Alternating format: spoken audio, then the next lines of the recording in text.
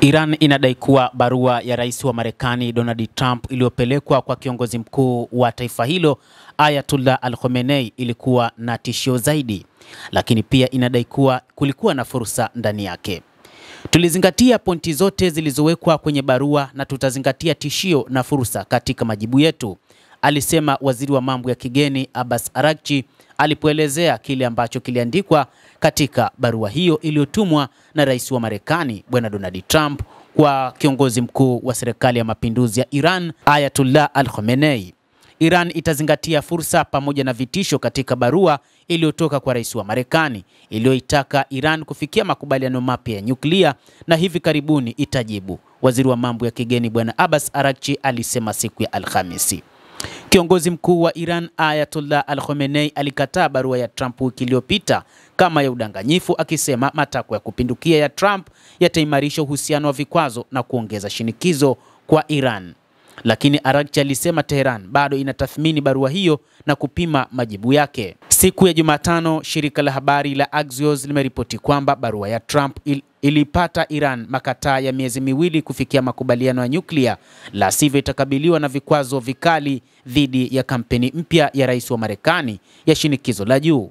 Mataifa ya Magharibi yanaishutumu Iran kwa kutafuta silaha za nyuklia kwa kurutubisha madini ya uranium hadi 60% ya utakaso, juu ya kile wanachosema ni haki kwa mpango wa kiraia.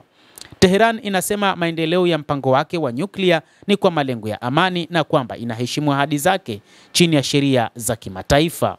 Araghchi alisema Tehran itajibu barua ya Trump katika siku zijazo kupitia njia zinazofaa, kukataa mazungumzo yoyote ya moja kwa moja mradi tu viwango vya Washington, shinikizo, vitisho na vikwazo visiwe sehemu hiyo.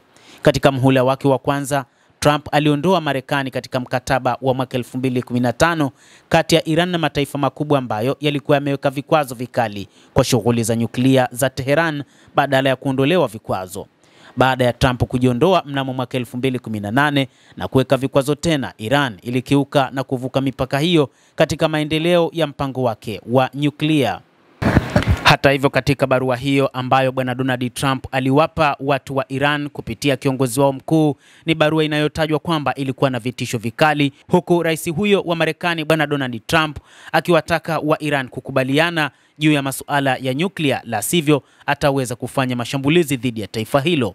Barua ya rais Donald Trump kwa kiongozi mkuu wa Iran Al-Khamenei ilijumuisha makataa na kufikia makubaliano mapya ya nyuklia. Bado haijajulikana ikiwa miezi miwili huanza kutoka uwasilishaji wa barua hiyo au kutoka mwanzo wa mazungumzo, Axios ilisema. Hata hivyo, ripoti hiyo iliongeza kuwa iwapo Iran itakataa mawasiliano na Trump na kukataa kufanya mazungumzo, hatari ya hatua za kijeshi za Marekani au Israel dhidi ya vituo vya nyuklia vya Iran itaongezeka.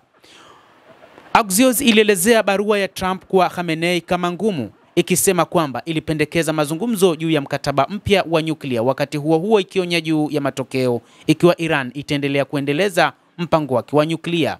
Kulingana na ripoti hiyo, Trump alisema hataki mazungumzo ya wazi na kuweka muda wa miezi miwili tu wa kufikia makubaliano.